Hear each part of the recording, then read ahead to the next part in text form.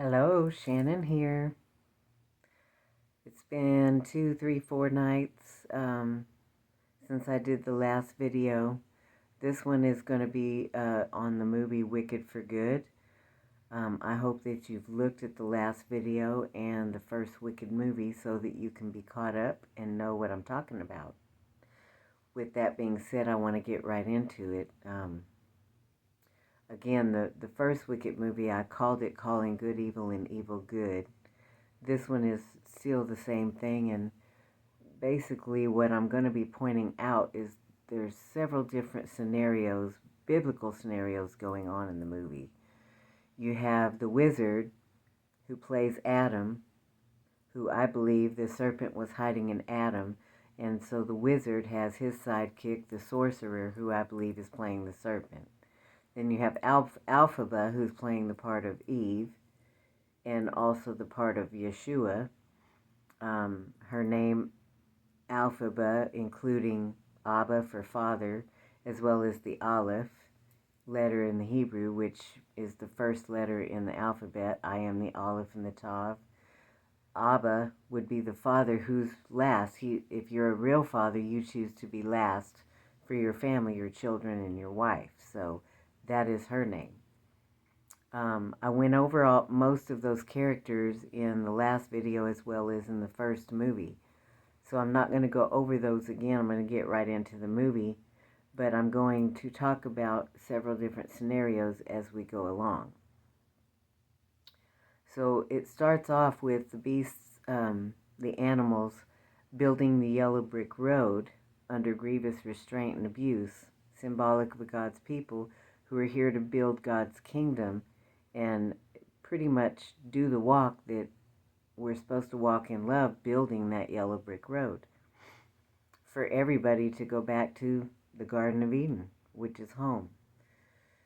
Alphaba comes out and sets them free and roughs up the abusers in the beginning of this movie. The sorcerer stirs up the people against Alphaba, saying she lies against the wizard. And the people are going to sing a song about Alphaba, and I want to go over a little bit of the words in that song, because again, it describes her character and who she's playing. They start off saying, I hear she has an extra eye that always remains awake. Now, spiritually, we're supposed to remain awake, and that third eye, which comes from the pineal gland, is basically our spiritual eye. It's how we see things from the spiritual. It is the third eye, and if you're walking in love, that eye should be open, but if you aren't, then there's no way that eye can be open. I hear she can shed her skin as easily as a snake. She doesn't operate by her fleshly nature, her skin, but by spirit. She heals from the ugly said about her and done to her. Then they say, I hear some rebel animals are giving her food and shelter. These are those animals that look to the eyes as though they are wicked, but they keep the highest law, the parentheses of the word, the first commandment. Now, remember I said that this is about the animal culture. That would, in the world today, represent all of those who live outside of the box, choose to do something other than what the law says, whether it be biblical law or the law that we have in the land. Sometimes those things have to be broken in order to keep the highest law. And so that's what we're talking about, is the animal culture, and it's played by animals in the movie. Very, very creative. Then they say, I feel her soul is so unclean, pure water can melt her. And, she's one with the water that quenches thirst. And then they say, please someone go and melt her. So they are under the impression that she's wicked and that water's going to do the job and melt her. Alphaba sings about how she can save the people from the wizard and make them believe that what he says is a lie.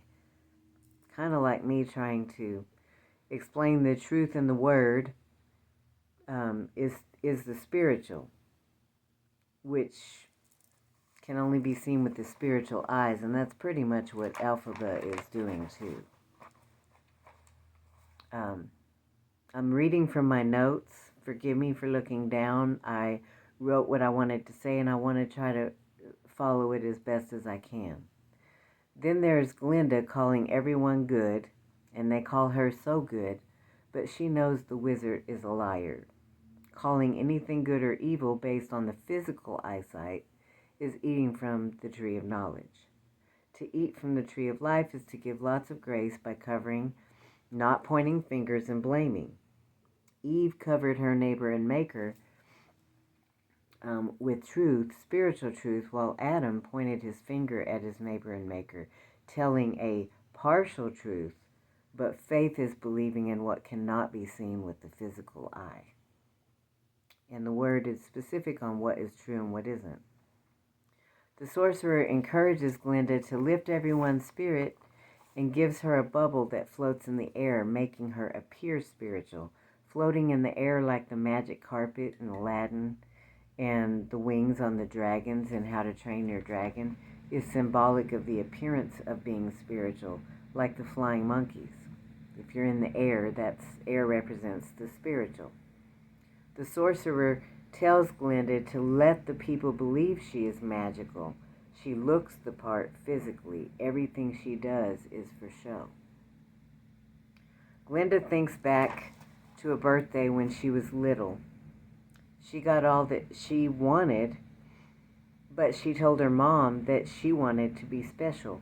Her mom told her she was loved and that was all that was important. I beg to differ on that one.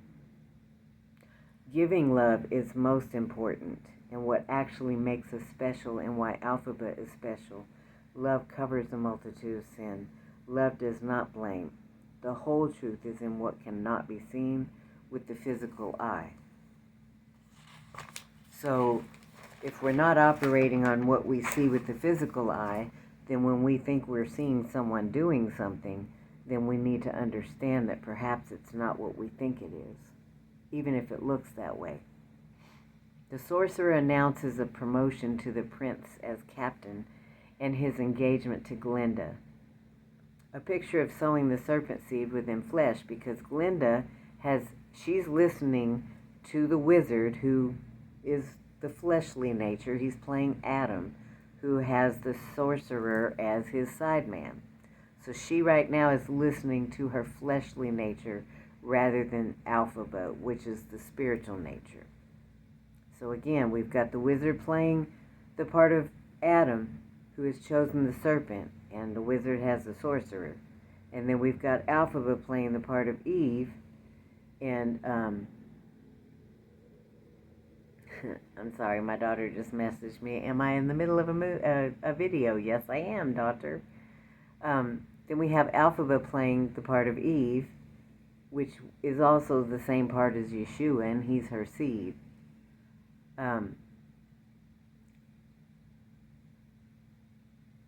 So anyway, the sorcerer is announcing that the captain is going to be married to Glinda, and it's really a picture of Jacob who marries Leah first. Leah represents that fleshly nature, the first, the Adam. And so again, it's kind of a spin-off because Alphaba represents Rachel in the movie. So through the whole movie, the two movies, this is about the captain who's going back and forth looking at each one and seeing their beauty in a different way, and it's about him and who he's going to choose to marry. Glinda sings first of all, the captain and Glinda have an argument about the fact that Alphaba was strong enough to say no to the deception, and Glinda can't leave because she can't resist the deception. The captain says he will marry her if it makes her happy.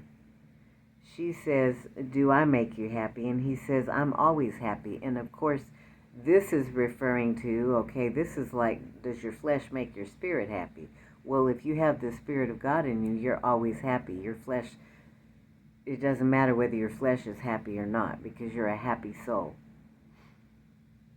Glinda sings, she couldn't be happier. but she is second-guessing it and feeling guilty about her dreams being fulfilled, saying it's complicated, and there's a cost, and there are things that get lost, bridges you've crossed that you didn't know you've crossed until you've crossed them. And to me that sounds like Hollywood, and all who are victims and deceived in the process of just trying to follow their dreams and live out the talents that God has given them. And then she sings, and if that joy doesn't thrill like you think it will, still, with this perfect finale and cheers and the volley, who wouldn't be happier? Because who wouldn't be happier when all your dreams come true? Happy is what happens when your dreams come true. The problem here is that her dreams are coming true at the expense of others, at the expense of the people in Oz, as well as at the expense of Alphaba. And we're not supposed to make our dreams come true at the expense of others. So Alphaba shows up and writes, "Our wizard lies," and the sorcerer changes it to "Oz dies." Maribel, the sorcerer, she stirs up lies, chaos, and accusations against Alphaba. The captain goes looking for Alphaba, and Alphaba thinks that the captain is just like everyone else. The movie moves to Nessa, which is Alphaba's sister, the true Wicked Witch of the East, and she's also the governor. Bach, who had paired up with her in the first movie, he wants to move on to be separate, and Nessa kicks him out. She signs a decree that the Munchkins and the animals need a permit to travel, which reminded me again, it sounded like when everybody had to have the jab and needed for travel once upon a time, and they were considered rebels for not wanting to go along with the program. And I mean, there's a little bit of everything in this movie that we can correlate to what's going on in the world today. The animals are leaving Oz to a place beyond Oz they say is emptiness. Oz refers to Israel, and yes, if we aren't living in the spiritual land, Israel, it is emptiness. And this is where those of the physical live in emptiness. Alphaba begs the animals to stay and fight with her. She's basically saying, stay and fight the good fight. Alphaba sings, "Why do I love a place that never loved me?" And I mean, God's people feel that way because God's people have worked hard and everybody else has lived off of God's people because that's what we were put here for, to teach them how to do it until judgment time, which is coming very soon. She sings, "A place that seems to be devolving and even wanting to. But Oz is more than just a place. It is a promise, an idea, and I want to help make it come true. Why should a land have so much meaning when dark times befall it? It's only land made of dirt and rock and loam. It's just a place that's familiar and a place we call home, and there's no place like home." Don't we all know that, we need to fight the good fight. We're here to fight for our land. It's like God showing us the land, and the two coming back and saying it's wonderful and we can conquer the giants, and the other coming back and saying there's giants in the land that we can't conquer. Well, the giants in the land here in this movie is the wizard and the sorcerer, the people running the place. And you've got Alphaba that believes that they can be conquered, and you have the others that don't, and they want to leave. They don't want to fight the good fight. They're tired. And we can understand that, because I'm growing tired. I'm sure there's many growing tired and waiting and patient, still waiting. The animals are tired. They don't want to fight anymore. If we just keep fighting for it, we will win it back and restore it. It always belonged to those like Eve, who put on the clothes of the wicked, just like Jacob and Alphaba in the movie. Now, you have to go back to the first one to understand what I'm talking about, because that happened in the first movie. The lion, who is now fearful and not courageous, turns on Alphaba after she rescued him from his cage, like the children of Israel delivered out of Egypt. Remember, they got upset with God because, "What'd you do? You rescued us out into the wilderness for us to die, like the children of Israel. And that's what I'm talking about, delivered out of Egypt. They blamed her for the monkeys with wings. She confesses she did cast the spell in the reading the book, as she was tricked like Eve, who was tricked or deceived and had to be the second witness against herself in order to keep the first commandment after Adam accused her. It's the same thing. She's being tricked so that the sorcerer and the wizard have the power. So Eve is tricked out of the kingdom and gives the power to Adam and his God, the serpent, the wizard, the sorcerer.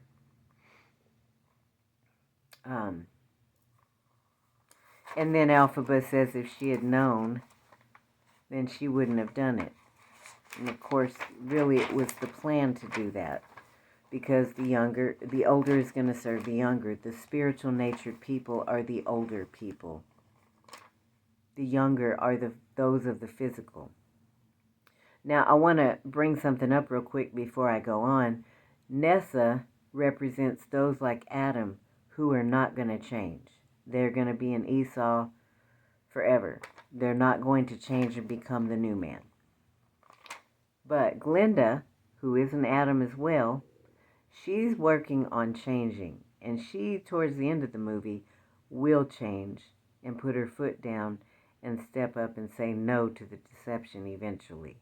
So she's really Jacob becoming Israel. But, you know, we all share our phases in the steps of becoming the best human being that we can be. And so this movie really shows that in each one of these characters. So the animals leave. Nessa blames Elphaba for her emptiness. Now remember, Nessa's living in the physical land. She's the governor. She has power. But she's blaming Elphaba for her emptiness. Of course she's empty because she's living in the physical land and she's never happy with anything. Okay, and it also, remember that living outside of Oz, Israel, is emptiness. She's governor. She lives in the physical land. From the physical perspective, she's empty because she's not living in the spirit. And I know I repeated myself, but I'm trying to make it clear and go over it and over it so that we get it. Elphaba again reads from the book in the spirit, and she activates Nessa's shoes, and she begins to float again, a false sense of righteousness, because Nessa was complaining she just wanted to be happy again like she was in the first movie when she was floating. And the shoes are very important. The shoes she got from her mother, the dad gave them to her so that she could appear to be good. Those shoes represent a covering over the feet, or the walk, so the righteous have shoes on. But it also has to do with the levirate marriage and the revoking of the vow by the husband and father of the woman. And again, these are spiritual things that I'm going over a little at a time, and I went over that a little bit in the last movie. Bach tells Nessa he's leaving to go after Glinda. He lost his heart to Glinda in the first movie. In other words, he's choosing to follow that which looks good rather than that which is good. He can't tell that Elphaba is a good person, and he's already believes that Nessa's terrible, and he's blaming Elphaba for trying to help her and elevate her. And it's true, she doesn't deserve to be elevated. She's never happy with anything, but Elphaba ends up telling her this. Bach blames Elphaba, and Nessa gets angry and reads the book wrong, thus turning Bach into a tin man who needs a heart. Now, again, Nessa is not the spiritual person. She goes to reading the book, and I believe in the movie, the book represents the Bible, and I'm going to make that more clear later. But and Elphaba reads from it, and I've already explained what that means It's just like what Eve did when she's honoring the first commandment and being tricked out of the kingdom. So God sends someone to win the kingdom back with his life, basically. And that's according to the Bible, and this movie is showing that again as well. So let me see, where am I? Oh, and so Nessa reads the book and she casts ugliness with her words. Nessa again blames Elphaba. Elphaba tells Nessa she's never happy and she is done. She did all she could do for her. Nessa tells Bach that it was Elphaba's fault, just like Adam blamed Eve in the garden. And Elphaba leaves and goes to the wedding. There's a wedding that's going to take place between the captain and Glinda. And so Elphaba's going to go and she's going to try to reason with Glinda and the wizard on behalf of the people. So she gets there and Glinda invites her in before the monkeys see her. And Glinda tells Elphaba she can't believe she gets around on the old broomstick. And Elphaba says we can't all get around by Bubble. And basically she's telling Elphaba, I can't believe you get around by following the commandments. And Elphaba's telling her, well, we can't all just look the part. Because in the bubble, she appears to be righteous, but she's not. Glinda tells Elphaba she has missed her and wants to work something out with her and the wizard. Elphaba tells the wizard he's done. Elphaba tells the wizard he is going to admit he can't read the book and has no power. She is there for the wizard, or she's not there for the wizard, she's there for Oz. She says no one believed in him more than she did. Now, I want to talk about that for a second before I move on. Eve believed in Adam. She's deceived by the serpent working through him. Nobody believed in Adam more than Eve. That is how she was deceived, because Adam was working with a different spirit in him. She was deceived by that spirit. The wizard laughs at Elphaba. The wizard sings a song, take it from a wise old carny. Once folks buy into your baloney, it becomes the thing they will most hold on to. Now, I relate to Elphaba in that I have been trying to share the word, and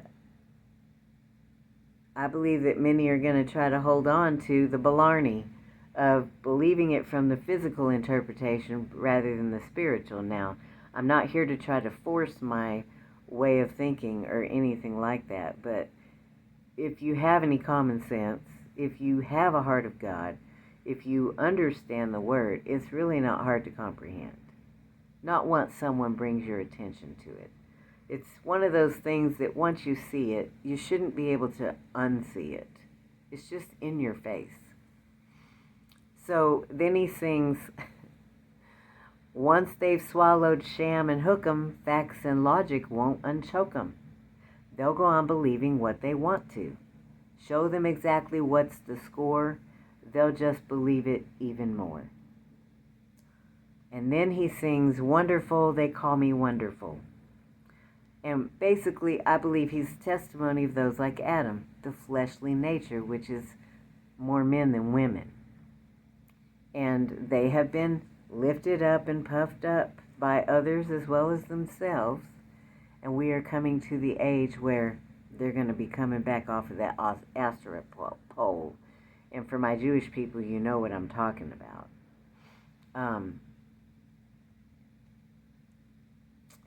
Then he sings, I will be wonderful, believe me, it's hard to resist, 'cause it feels wonderful, they think he's wonderful.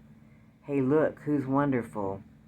This corn-fed hick, who said it might be keen to build a town of green and a wonderful road of yellow brick.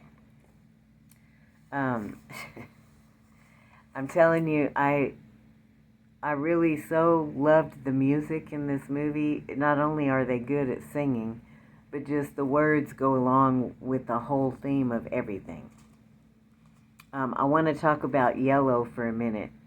Yellow is used in branding to convey optimism, cheerfulness, energy, and accessibility. Sensationalism in journalism.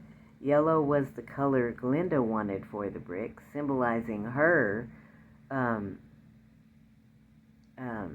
faint-hearted, gutless, spineless, cowardly way, because she's not standing up to the wizard or the sorcerer at this point, because she wants what she has been giving. She wants to be the spotlight. She wants to be special.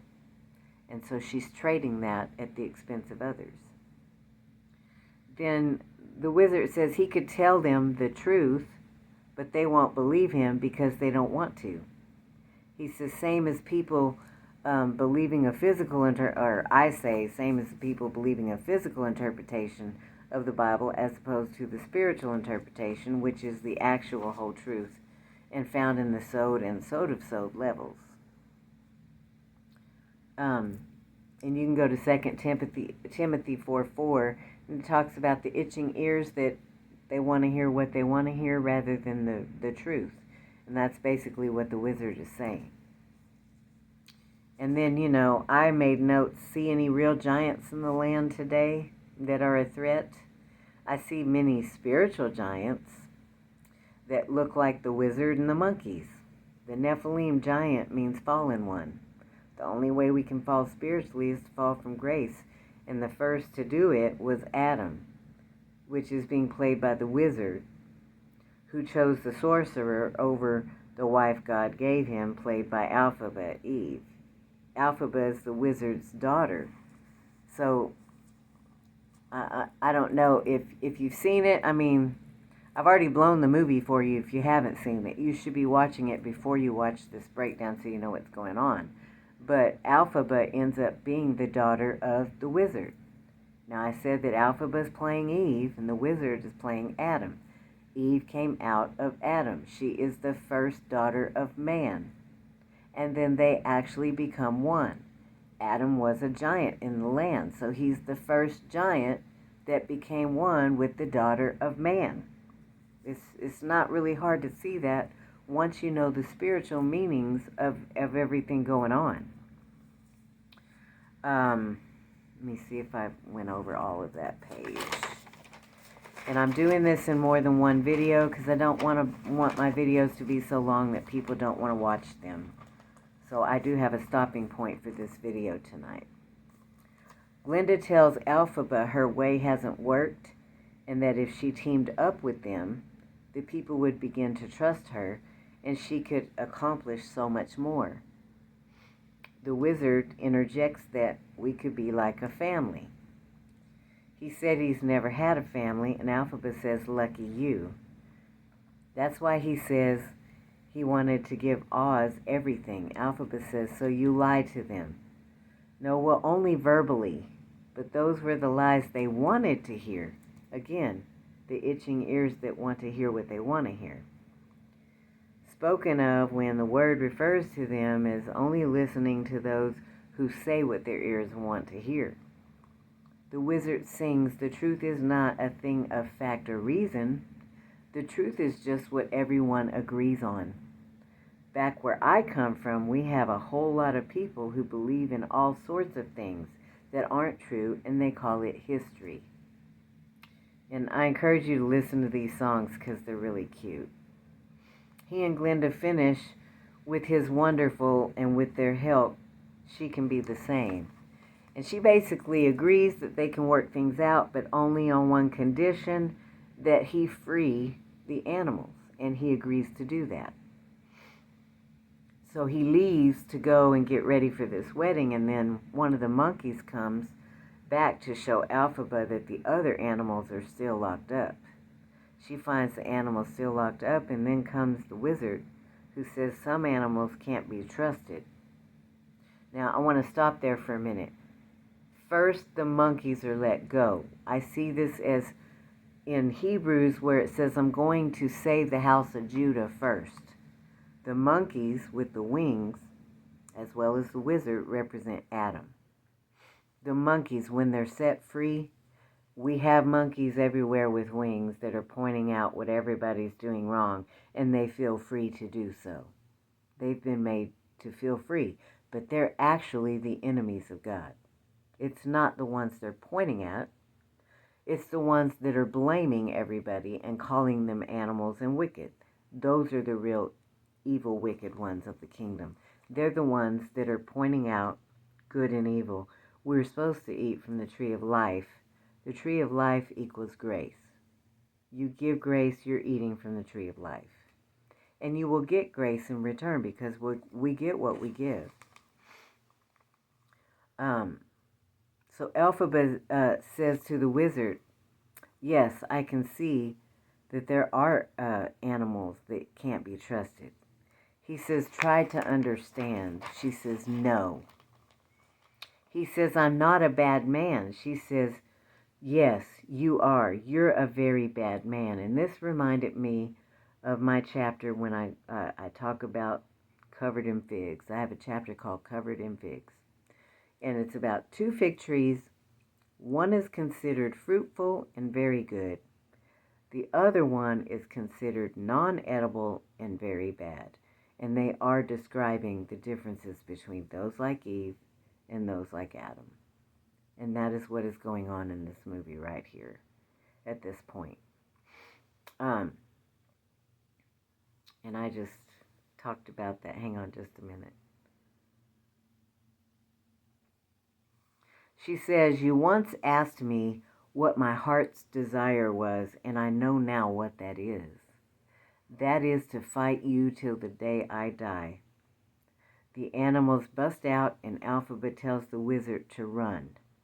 Now, I've been saying for a long time that I'm going to be doing this until the day I die because this is exactly what I plan to do too, until the real enemies of God are outed.